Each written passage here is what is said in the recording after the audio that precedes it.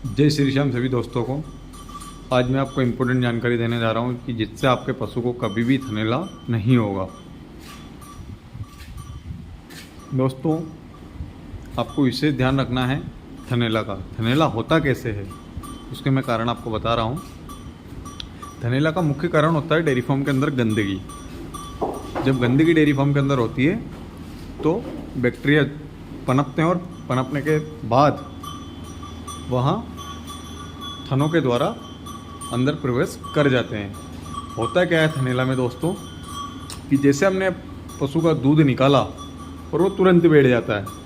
तुरंत बैठने से क्या होता है दोस्तों, उसके जो सूर्य रहते हैं वो खुले हुए रहते हैं, टीथ खुले हुए रहते हैं। और टीथ खुले हुए रहते हैं तो पशु के अंदर थन में से अडर के अंदर प्रवेश कर जाते हैं थन के अंदर से।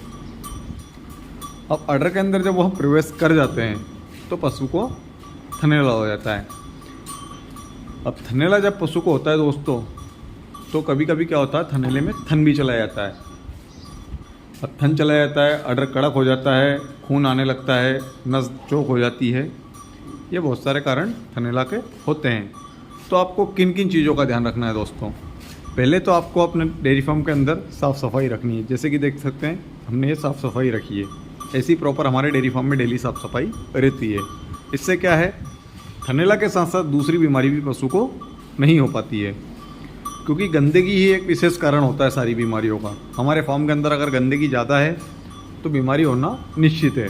तो पहले तो साफ़ सफाई का विशेष ध्यान रखें। जैसे कि आप देख सकते हैं हमारा डेयरी फार्म बिल्कुल क्लीन है। इस प्रकार से हम डेली सफाई करते हैं इसकी। इस प्रकार से आपको साफ़ सफाई डेली रखना है।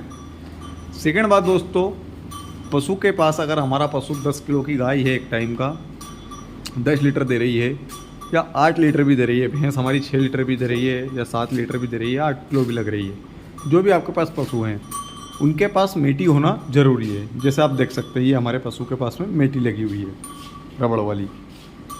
मेटी का क्या फ़ायदा है दोस्तों, मेटी से पशु का जो अडर है वो दब नहीं पाता है।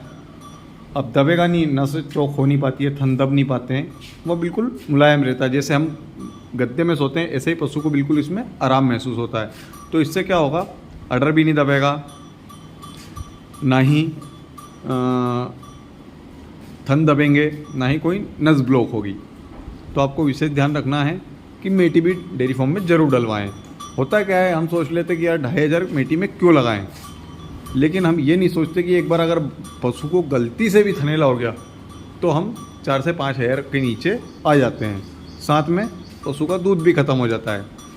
अगर मान लीजिए आपके एक पशु को मास्टाइटिस हो गया तो उसका प्रॉपर ट्रीटमेंट करवाने में आपको 3 से 4 हज़ार रुपये खर्चा करना पड़ेगा।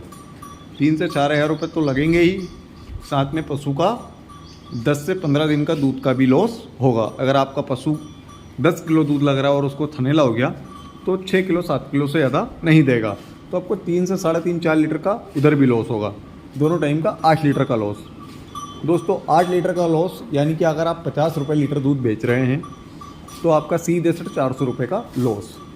400 रुपये का लॉस हम एक मोटा मोटा पकड़े तो 10 दिन का 4,000 रुपये का लॉस, प्लस 4,000 आपका ट्रीटमेंट में चले गया। कितना हो गया दोस्तों, 8,000 का लॉस। तो आपको विशेष ध्यान ये रखें कि डेयरी फार्म में मेटी जरूर डलवाएँ। इससे आपका 8,000 का लॉस बच जाएगा, क्योंकि 2200 से 2300 रुपये की मेटी पड़ती है। इसमें पशु को आराम रहता है, मिल्क प्रोडक्शन ज़्यादा देता है, थनैला होता नहीं है।